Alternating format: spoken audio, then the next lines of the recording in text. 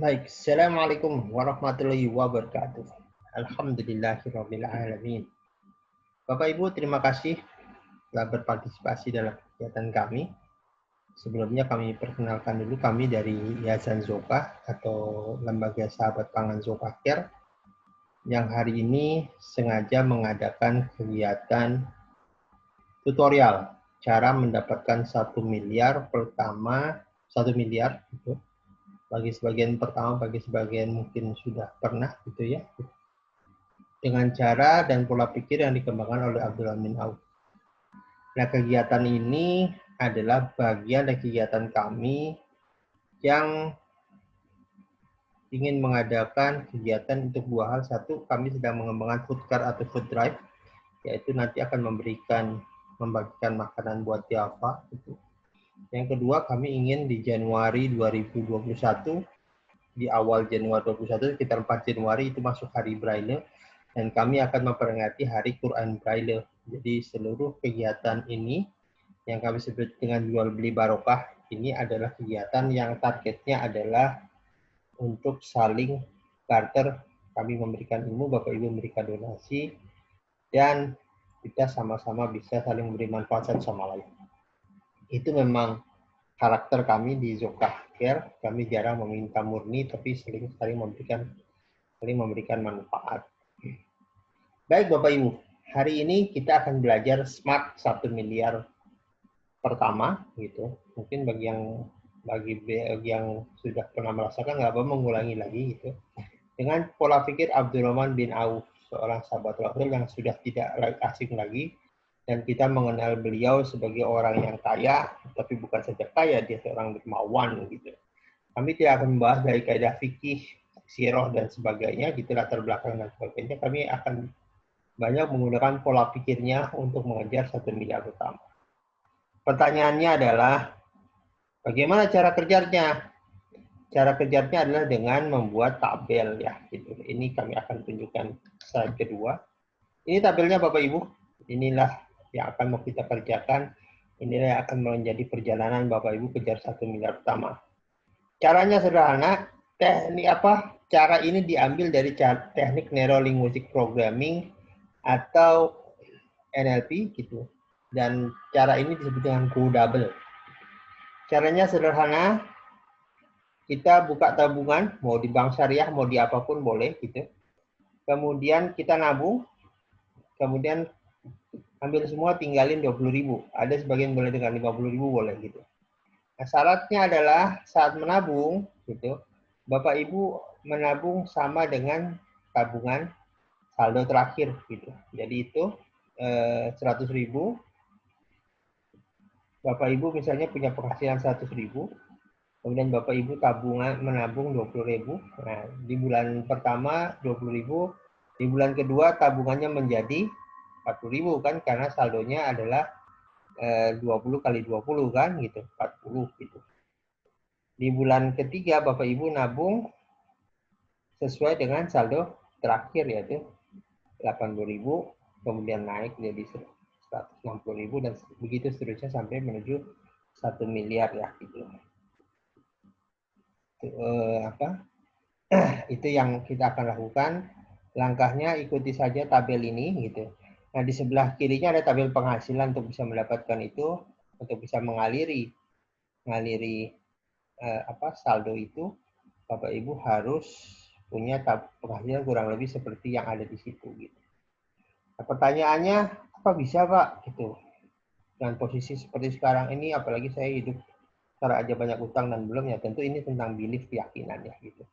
Ini jadi cara ini bukan hanya tentang uang, tapi tentang stretching yourself tuh. Di situ ada tulisannya, yaitu melebarkan, mengerahkan potensi kita yang seharusnya gitu.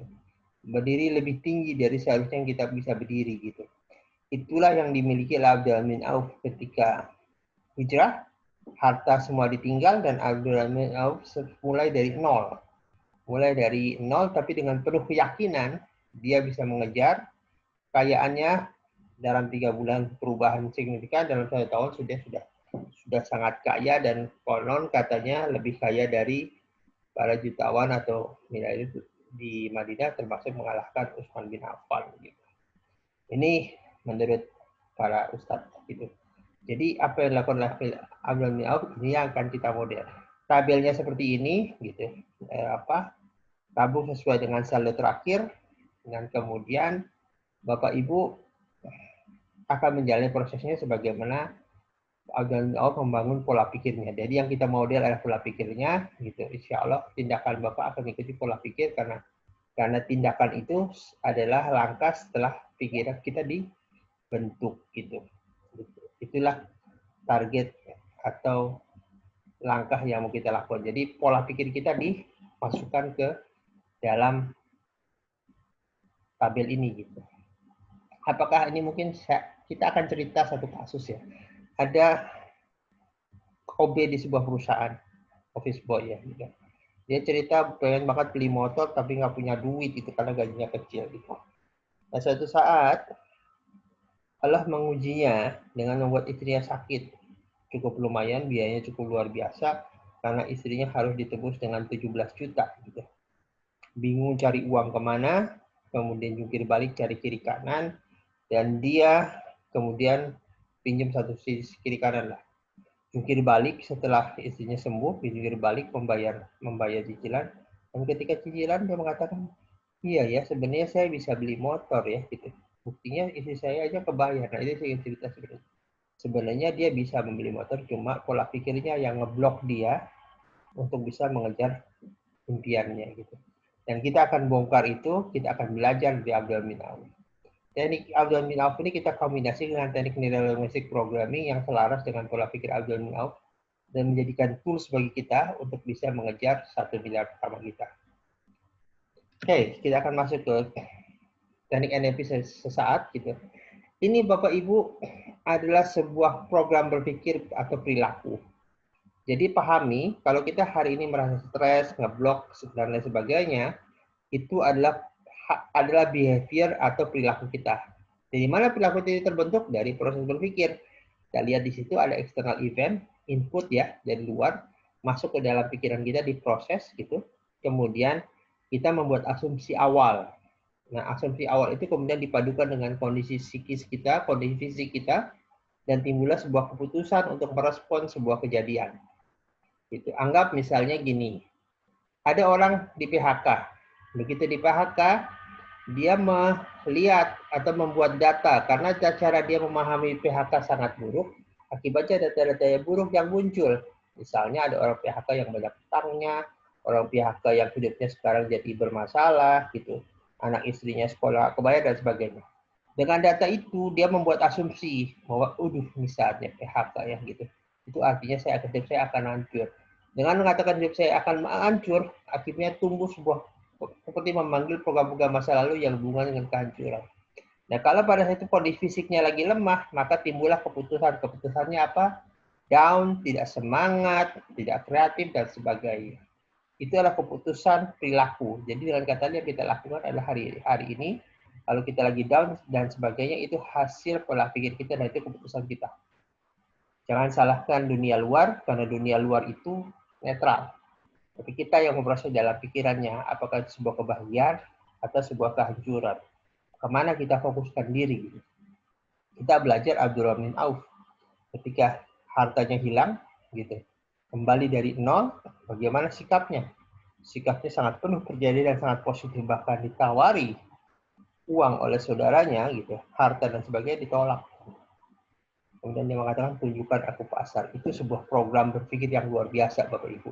Karena orang lagi nggak punya duit, diberi harta halal, tapi menolak, dan kemudian memilih untuk mencari pasar, adalah sebuah sikap, keputusan sikap, hasil proses berpikir yang luar biasa, yang perlu kita model. Bagaimana orang bisa punya respon, tunjukkan aku pasar, walaupun dia tidak tahu apa yang akan dilakukan di pasar. Tapi yang dia tahu adalah, ini dia yakin akan ada rezeki Allah di sana. Bila tujuannya dia baik, tujuannya didukung oleh Allah, mendapatkan ridhonya, maka bukan tidak mungkin apapun bisa dicapai. Dan itulah Abdurrahman bin Auf. Dia telah membuktikan, dia telah mengatakan, tunjukkan aku pasarnya menjadi legenda, menjadi kata-kata yang menjadi inspirasi bagi semua umat Islam. Tentu saja kita tidak hanya bisa mengatakan tunjukkan aku pasar. Di balik kata-kata tunjukkan aku pasar ada proses berpikir yang sangat luar biasa sehingga sampai ke keputusan berperilaku seperti itu. Oke, itu sekedar gambaran. Dengan kata lain, kalau kita ingin kejar 1 miliar, maka mental proses berpikir kita harus 1 miliar gitu. Anda tidak bisa mental 5 juta, mental ratusan ribu berpikir 1 miliar. Karena perilaku Anda tidak akan mendukung gitu. Perilaku terbaik adalah memutuskan saya mau kejar 1 miliar. Dengan kata lain, proses berpikir saya harus 1 miliar. Seperti kata Einstein bilang, Anda tidak bisa memutuskan bertindak dengan cara lama untuk mendapatkan hasil yang baru. Karena itu pola pikir orang gila. Pola pikir orang gila adalah mereka yang menginginkan hasil baru, tapi cara kerja dia, cara berpikir dia masih cara yang lama.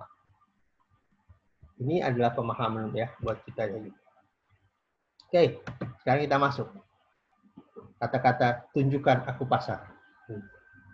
Ini menarik Bapak Ibu karena sebuah perkataan yang dimulai dari keyakinan yang tinggi. Walaupun Abdul sebenarnya ke pasar belum tahu mau ngapain gitu. Dia riset dulu dan sebagainya. Nah, di baliknya itu, di sebelah dia tunjukkan aku pasar, ada sebuah siklus sukses seseorang. Ini dikembangkan oleh Anthony Robbins gitu. Kita lihat, semua bermula dari keyakinan. Keyakinan yang tinggi akan menyentuh potensi manusia yang tinggi. Kita pahami bahwa manusia punya potensi yang tinggi. Dengan potensi yang tinggi, dia akan action lebih banyak. Karena banyak actionnya, insya Allah tindakannya banyak. Dan biasanya dengan tindakan banyak, memberikan keyakinan kita lebih tinggi. Dan itu berputar siklus. Ini sebaliknya, ketika keyakinan kita rendah, kita akan menyentuh potensi kita rendah, action kita sedikit, dan hasilnya sedikit. Dan ketika sedikit, hasilnya membuat keyakinan kita makin rendah. Dan siklus itu berputar. Ini yang membuat orang kaya makin kaya, orang miskin makin miskin. Dan di mana posisi Abdul Ghauf? Jelas di belief yang tinggi. Ketika orang mengatakan tunjukkan aku pasar, itu sebuah keyakinan bahwa dia akan menang di sana. Itu sebuah keyakinan bahwa Allah bersama dirinya, dan ketika Allah bersama dirinya, siapa yang bisa menghalangi keberhasilannya. Dan itulah Abdul Ghauf. Ada istilah be kalidu sama dengan have. Artinya, be itu tentang belief, siapa kita, keyakinan kita. Do itu tentang tindakan kita. Have itu tentang apa yang kita inginkan. Dengan kata lain, kalau orang tindakannya 2, do-nya 5, maka hasilnya 10. Gitu. Artinya 10 ini dihasilkan dari tindakan yang besar. Walaupun B-nya cuma 2. Kalau B-nya 5, untuk menghasilkan 10, do-nya cuma 2. Sama dengan 10. Artinya, orang yang punya belief-nya tinggi, semua tindakan dia akan selaras dan tidak perlu banyak. Dan tidak terasa berat juga sebenarnya. Karena dengan keyakinan yang tinggi, dia punya ide, punya relasi, punya orang-orang yang dia yakini, sehingga mudah melakukan tindakan, semua kemudahan bisa didapatkan. Dan inilah langkah pertama kalau Bapak Ibu ingin mengejar 1 miliar. Langkah pertama adalah punya keyakinan yang tinggi. Nah, bagaimana punya keyakinan yang tinggi? Kita akan bahas itu. Agar kita punya keyakinan yang selaras. Seperti tadi sudah dibilang, kalau kita ingin kejar 1 miliar, maka mentalnya 1 miliar. Pola berpikirnya 1 miliar. Cara tindakannya harus tindakan 1 miliar. Itu yang harus kita lakukan. Ayo sekarang kita diskusi. Bagaimana mempunyai keyakinan yang tinggi? Oke, ini langkah pertama. Yang harus Bapak lakukan adalah teriakan cari tempat sepi. Itu, teriakan secara kencang gitu. Misalnya Bapak tentukan, saya punya 1 miliar, anggaplah 16 bulan dari sekarang. Atau berapapun. Anggaplah Desember 2021, katakan kencang-kencang di ruangan atau dimanapun. Desember 2021, tabungan saya 1 miliar ada di tabungan saya. 0-nya 6, 0-nya 9. 0-nya 9. Dan dengarkan kata-kata di dalam hati. Adakah yang protes? Adakah yang mengatakan, tidak mungkin dan sebagainya, catat itu. Oke? Ini untuk melakukan keyakinan yang tinggi. Setelah selesai, lakukan sebagaimana digambar, pegang dada. Tarik napas 3 kali. Teknik ini mengikuti ajaran Rasul, terinspirasi dari Cara Rasulullah menterapi seorang yang suka berzina dengan memegang dadanya. Pegang dada, katakan istighfar 3 kali. Astagfirullahaladzim. Astagfirullahaladzim. Astagfirullahaladzim. Kemudian minta maaf. Ya Allah, maafkan saya yang saya meragukan potensi diri saya, yang saya meragukan akan kuasamu meluluskan permohonanku untuk mengejar 1 miliar. Tarik nafas, keluarin. Tarik nafas, keluarin. Tarik nafas. Bagus kan? Kemudian katakan minta maaf lagi, ya Allah. Saya mohon maaf karena meragukan contoh-contoh yang telah dikembangkan oleh Rasulullah bahwa manusia, Rasulullah dan sahabat, bahwa manusia bisa melompat dari kondisi apapun bila engkau bersamaku dan aku melakukan tindakannya. 3. Maafkan keraguan, ya Allah, maafkan saya akan keraguan potensi diri saya untuk mencapai 1 miliar. Saya adalah hasil ciptaanmu, ciptaan terbaik, prototip terbaik, dan saya adalah bagian dari umat terbaik. Mohon maaf, ya Allah, tarik nafas, katakan astagfirullah, astagfirullah, astagfirullah. Oke, alhamdulillah. Kemudian teriakan lagi. Masih adakah teriakan-teriakan yang meragukan? Bila ada, sebutin. Misalnya, saya ragu karena saya tidak pernah punya pengalaman. Kemudian ucapan kembali istighfar. Astagfirullah, astagfirullah. Kemudian katakan minta maaf. Ya Allah, saya mohon maaf. Ya Allah, saya meragukan kemampuanmu, ya Allah, untuk mendapatkan 1 miliar. Padahal untuk 1 miliar tidak ada hubungannya dengan masa lalu. Gitu. Kalau Allah inginkan, semua pun apapun bisa terjadi. Gitu.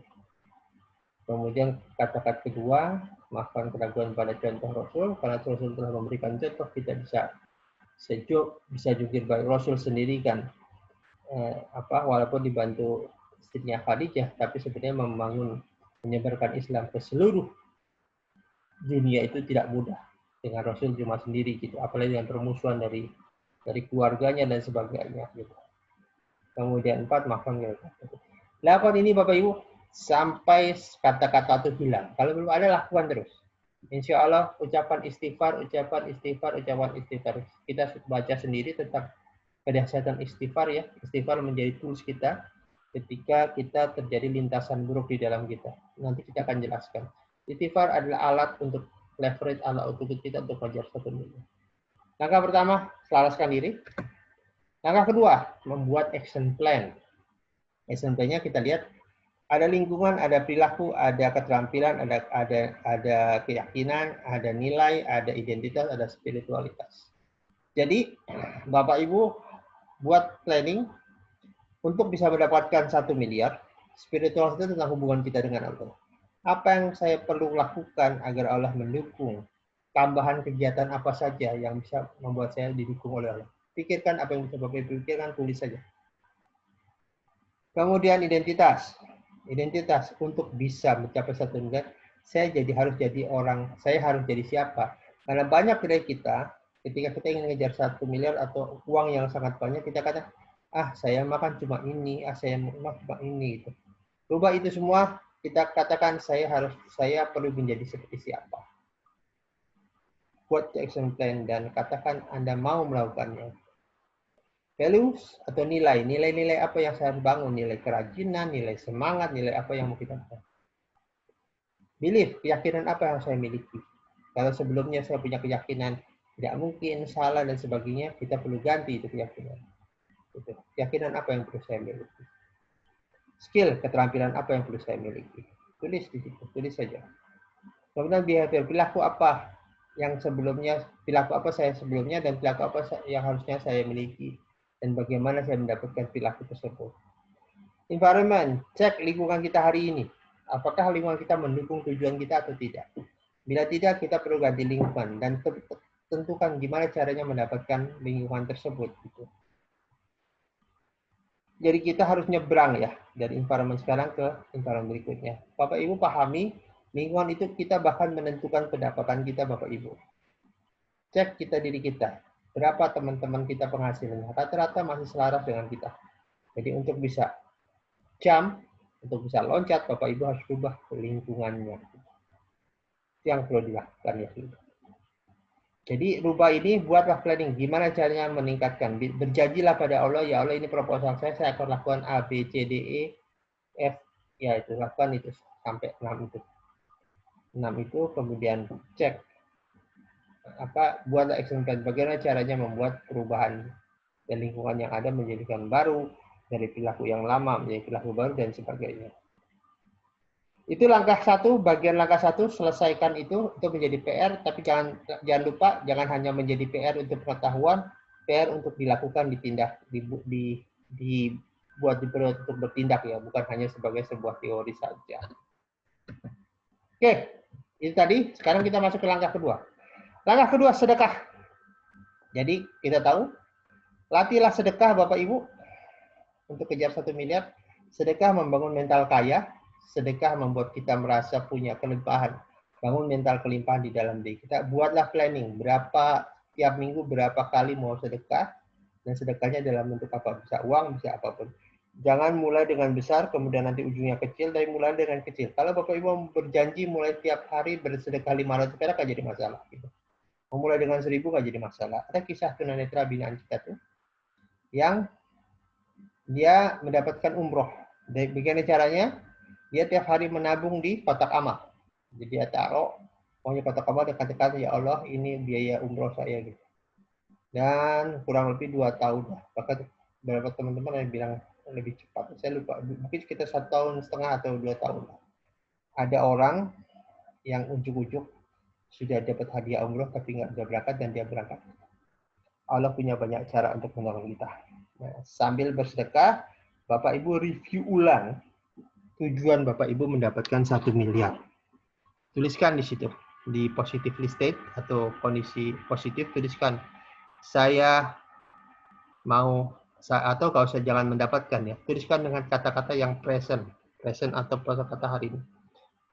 Desember 2021 uang saya 1 miliar.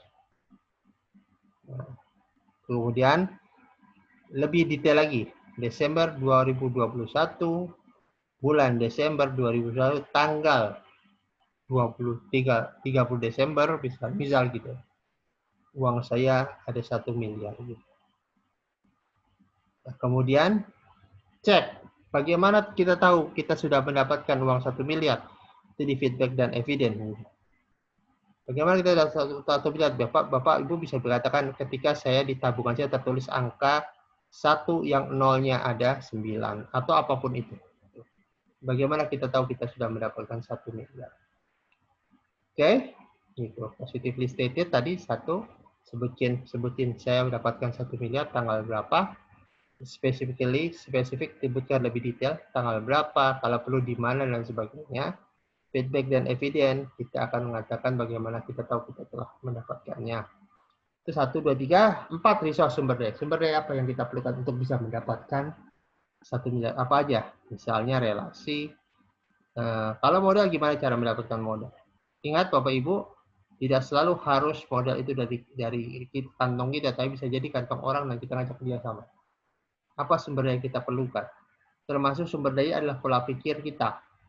Pola berpikir kita, itu yang kita perlukan. Kemudian, katakan kepada diri, siapa yang punya kendali pada tujuan kita? Seringkali dalam hidup ini, kita sering tujuan kita capai 1 miliar sebenarnya bukan buat kita misalnya, tapi ada karena orang monjok-monjokin kita atau siapapun monjok-monjokin kita. Pastikan kita punya kendali pada tujuan ini. Dan siapa lagi saya punya kendali pada tujuan ini? Jelas Allah. Pertanyaannya bagaimana kita Allah mendukung tujuan kita. Itu paling penting. Kita buat Allah akan mendukung saya mencapai ini bila apa? Tulis itu. Salah satunya adalah kita perlu punya niat. Ketika uang 1 miliar tercapai, uangnya untuk apa? Misal kita bisa bedakan kurangnya untuk panti asuhan atau apapun itu. Bapak Ibu bisa kembangkan di situ. Nah, identity alignment kembali disebut di sini Bapak Ibu karena sering sekali kita ngeblok karena kita punya identitas yang tidak pas. Misalnya saya mah orangnya pemalu, nggak berani berhubungan dengan orang. Katakan karena kita dalam kegiatan ini perlu berhubungan dengan orang banyak, maka kita perlu berani mengubah identitas kita. Saya suka nggak menjadi orang yang supel, saya suka nggak menjadi orang pembaca buku, saya suka nggak berpikir kreatif. Tanyakan pada kita dan mau nggak kita merubahnya demi tujuan yang besar. Nah, begitu selesai semua, kemudian kembali ekologi cek. Ekologi cek itu mengecek di bagian-bagian tubuh kita, bagian pikiran kita, tanyakan ke dia, adakah bagian kita yang akan menahan langkah kita. Misalnya gini Bapak Ibu, demi tujuan yang banyak Bapak Ibu akan kurang sedikit pertemuan dengan keluarga, karena Bapak Ibu harus kerja keras. Nyaman nggak dengan itu? Mirip dengan orang diet Bapak Ibu. Orang mau langsung tapi sukanya makan jeroan dan sebagainya. Maka mau nggak kita meninggalkan jeroan? Dan bagaimana caranya?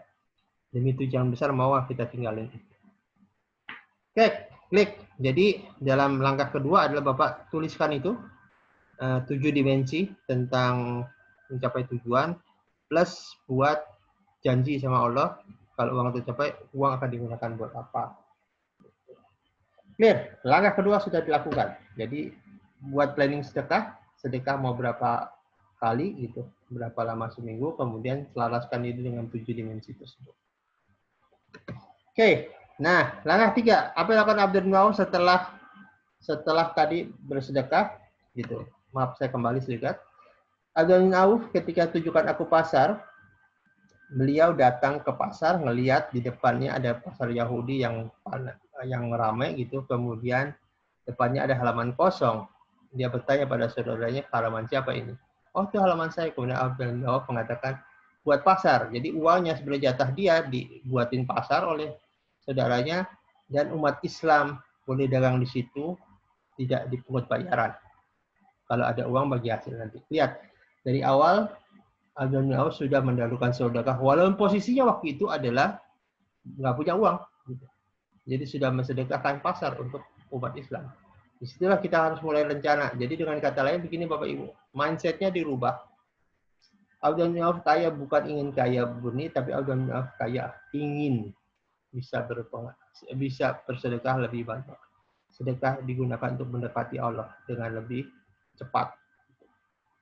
Itu yang dilakukan Abdul Nawaf. Jadi bukan hanya kaya ya. Ini yang perlu kita garis bawahi. Jangan katakan Abdul Nawaf adalah jutawan segala, tapi melupakan bahwa Abdul Nawaf adalah seorang dermawan. Karena sedekahnya itu memancing dia untuk berdharma atau memberikan donasinya lebih banyak untuk kehidupan umat. Oke, jadi planning sedekah, langkah kedua, selaraskan diri dengan 7 dimensi. Nah, langkah ketiga, setelah bersedekah, pasar, Abdul Nawaf nyari pasar. Di pasar apa yang dilakukan? Beliau research, gitu. Research pasar, kebutuhan apa, termasuk apa, meneliti siapa yang bisa dijadiin mitra gitu. Karena Abdul Nawaf punya kemampuan komunikasi dan negosiasi yang bagus gitu. Langkah awal adalah menjual cangkul, berdiskusi dengan pemilik, kemudian Abdul Nawaf membeli dengan biaya cicil atau beli dengan biaya bayarnya besok kayak dia tindak gitu.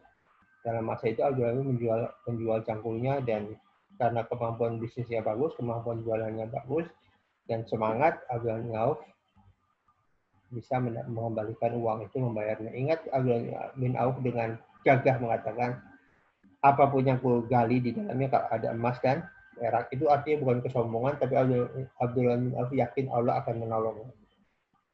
Jadi apa yang dilihat di pasar, pertama lihat kebutuhan. Masyarakat kebutuhannya apa gitu. Dan kan barang-barang kualitas dibutuhkan di situ. Makanya Abdul Nawaf melakukan import minyak samin dan sebagainya. Salah satu bisnisnya itu kan. Gitu. Kemudian cek keinginannya apa. Karena di situ kelihatan pasar Yahudi itu penuh dengan keculasan dan sebagainya. Ada sebagian orang yang inginkan pasar yang bagus, pasar yang produktif. Disitulah kemudian Abdul Nawaf membangun pasar. Kemudian cek kompetensi. Gitu. Sama ini hubungannya dengan kita kalau nanti cari uang 1 miliar. Kita cek kebutuhan dan keinginan pasar. Kemudian cek kompetensi kita di mana. Kompetensi kita punya kemampuan memenuhi kebutuhan keinginan itu dari mana gitu. Cek apa yang bisa kita lakukan. Kita punya skill apa. yang bisa memenuhi pasar. Kemudian kita melatih komunikasi dan membangun karakter. Karakter ini untuk berbicara sangat dihargai ya. Alden Auf mirip dengan Rasulullah. Dia punya kemampuan menjaga karakter sehingga rekan-rekan bisnisnya percaya dengan Alden Auf. Jadi pertama ketika kita mau cari 1 miliar, temukan keran uang kita, keran untuk hal itu, cek kebutuhan dan keinginan pasar, cek kompetensi kita. Kompetensi kita di mana? Kita sukanya apa? Ingat, bisnis, carilah bisnis yang Bapak Ibu sukai. Kan dengan Bapak Ibu sukai, Bapak mau membaca lebih dalam, melihat YouTube, dan berkomunikasi dengan pakar-pakar. Setelah itu, tingkatkan komunikasi, kemudian bangun karakter kita. Jadi kita cek, riset itu 2, riset pasarnya dan riset diri sendiri. 5K ya, kebutuhan, keinginan, kompetensi, komunikasi, dan karakter. Oke, setelah riset dan memahami kebutuhan dan keinginan pasar dan tahu kondisi diri dan memutuskan apa yang dilakukan, mulailah kita proses matching. Matching itu kita lihat data yang kita miliki apa aja. Oh, bisnis ini lagi bagus, oh bisnis ini lagi jelek, oh ini lagi ada peluang dan sebagainya. Kemudian kita temukan alat ukit kita. Siapa alat ukit itu? Pertama adalah mungkin relasi kita. Jadi tidak modal ya. Mungkin pengetahuan kita, mungkin jaringan lainnya kita miliki, dan yang paling penting ada Allah di sana. Allah juga menjadi alat ukit. Ketika kita gabungkan data dengan alat ukit, timbullah ide. Idenya kita ngapain nih? Untuk menyelesaikan ini. Nah, tentu dalam menuangkan ide kita selalu punya tantangan. Rumuskan tantangannya apa? Kita akan selesaikan dengan namanya skor model. Skor model itu singkatan symptom, C-nya cause atau karena, O-nya adalah outcome atau output, R-nya atau resource, kembali kita bicara resource gitu, dan E-nya itu efek. Jadi cara kerjanya begini. Setelah kita punya tantangan, kita mulai dengan pertanyaan S. Sebutkan sebanyak-banyak pertanyaan S. Symptom, bagaimana kita tahu kita punya tantangan? Tuliskan. Oh iya, karena saya misalnya pusing menentukan modal dari mana. Pusing menentukan langkah mulai pertama apa dan sebagainya. Itu simptom ya. Bertanya pada diri sendiri ya itu. Kemudian C, cause. Apa penyebab kita pusing? Penyebabnya apa? Oh mungkin karena saya kurang baca buku, penyebabnya karena saya punya pengetahuan dan sebagainya. Oke, kemudian outcome-nya apa? Outcome itu adalah dari kondisi ini, apa yang mau kita inginkan? Solusi apa yang mau kita inginkan terjadi? Misalnya saya ingin punya wawasan, pemahaman, bagaimana menjalankan kegiatan ini. Outcome-nya itu. Ini RR-nya kembali sumber daya apa yang bisa kita gunakan untuk mencapai outcome tersebut. Misalnya A, B, C, D. Kemudian E-nya efek. Apa yang terjadi jika seluruh sumber daya itu bisa kita kombinasikan untuk mengatasi tantangan yang akan terjadi. Kira-kira apa efeknya di kehidupan ini? Oke, setelah selesai, masih ada ganjelan, kembali ke S. Misalnya masih ada ganjelan, saya belum tahu apa jawaban ini. Kembali ke S. Simptomnya, bagaimana kita tahu kita belum menemukan jawabannya? Kemudian kembali ke C, kembali ke O, kembali ke R, dan kembali ke sampai semua tantangan itu kita sudah atasi. Sehingga semua menjadi biasa. Tidak ada lagi tantangan untuk mengejar 1 miliar, tidak lagi tantangan. Semua bisa. Lihat lagi 1 miliar. Lihatin angka demi angka. Lihatin bulan demi bulan. Di bulan keberapa kita akan start. Selesaikan dengan tadi, data, alat ungkit, ide, tantangan, kemudian skor. Selesaikan itu semua dengan ini. Insya Allah Bapak Ibu mengetahui jawabannya. Ingat, teknik ini bermula dari Neurolinguistic Programming. Juga teknik ini dikembangkan di coaching. Pertanyaan berkualitas akan menghasilkan jawaban berkualitas. Ketika kita bertanya dengan penuh semangat, maka kita akan dapat jawaban penuh semangat. Kata kuncinya adalah bagaimana kita bertanya secara efektif. Kalau Anda bertanya, mungkin nggak ya saya dapat solusi gitu. Dengan tanya nada yang begitu, jawabannya nggak mungkin. Tapi dia mengatakan apa yang saya perlukan bila saya untuk bisa dapatkan solusi. Maka jawabannya adalah ide. Nah, kemampuan bertanya di dalam ini akan sangat menentukan jawabannya apa. Saya ingin cerita sedikit bukunya Robert Kiyosaki yang mengatakan bahwa dia pernah mengajak 2 kelompok orang. Satu kelompok orang miskin miskin papa, gitu, bahkan belum punya rumah, diajak muter ke rumah-rumah elit di Amerika, kemudian dikatakan, Robert Kiyosaki mengatakan, apa yang Anda tanyakan pada diri Anda? Orang-orang miskin itu menjawab, bagaimana mungkin saya punya rumah seperti ini, gitu. Oke.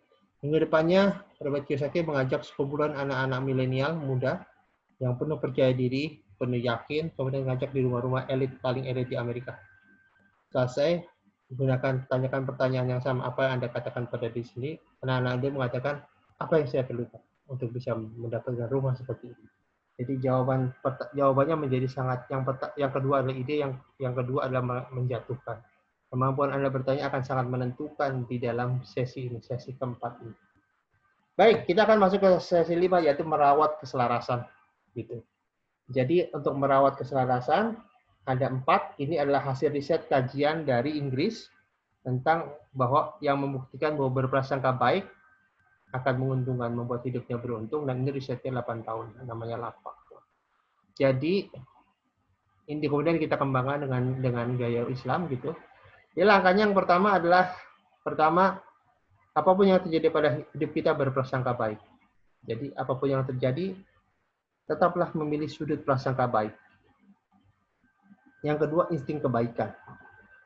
ini wajib Bapak Ibu lakukan ya. Gitu.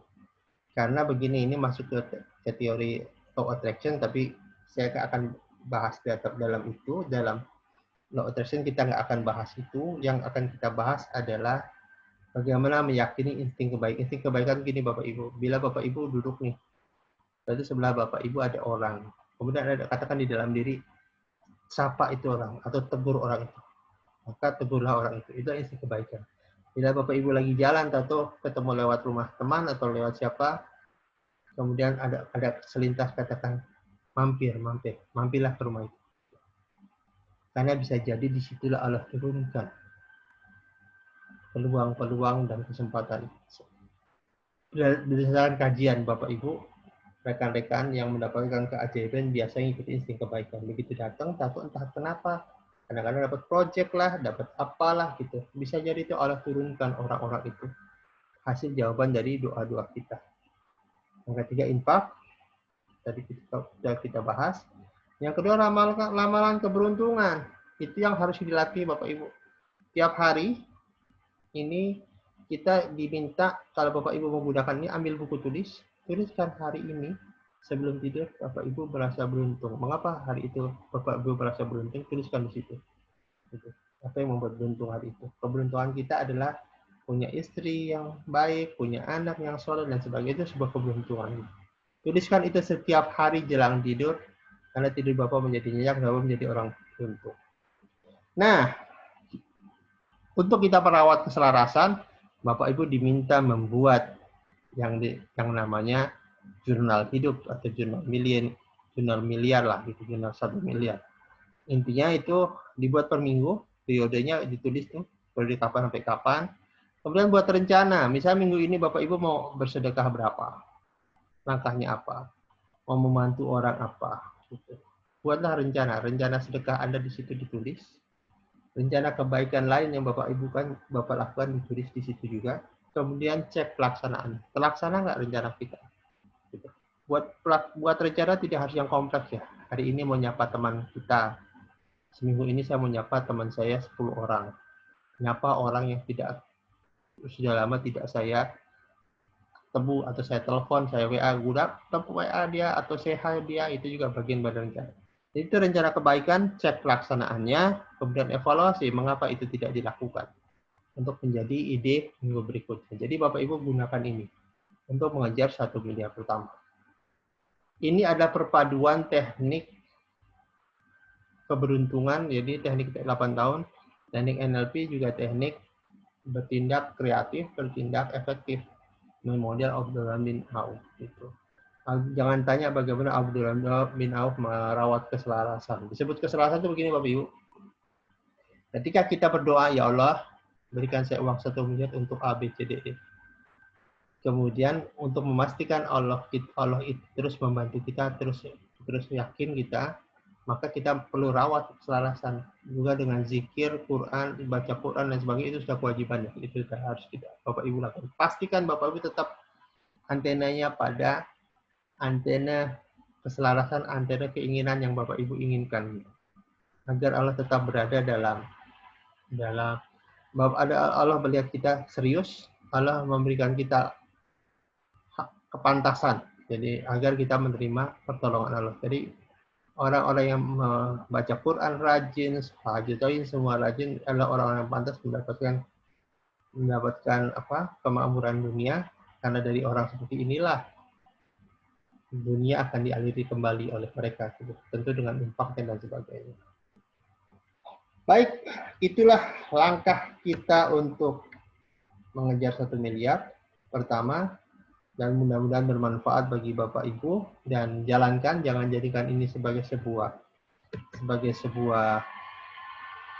pengetahuan saja, tapi dilakukan ini sebagai sebuah langkah perbaikan hidup. Untuk Bapak Ibu yang berminat mengikuti eksperimen istighfar, jadi kita bereksperimen menerapkan istighfar dalam diri kita selama 1 bulan di Januari 2021. Bapak Ibu bisa daftar di Telegram kita. Mau infak lagi boleh, nggak juga nggak apa-apa, silahkan daftar. Nanti di nomor WA yang di tempat Bapak Ibu mendapatkan informasi tentang informasi tutorial ini. Baik, sekian dari kami Bapak Ibu. Mohon maaf bila ada yang salah. Semoga yang kita lakukan ini bisa bermanfaat, dan atas donasi Bapak, atas jual beli barokah ini, semoga memberikan keberkahan bagi kita semua. Terima kasih. Assalamualaikum warahmatullahi wabarakatuh.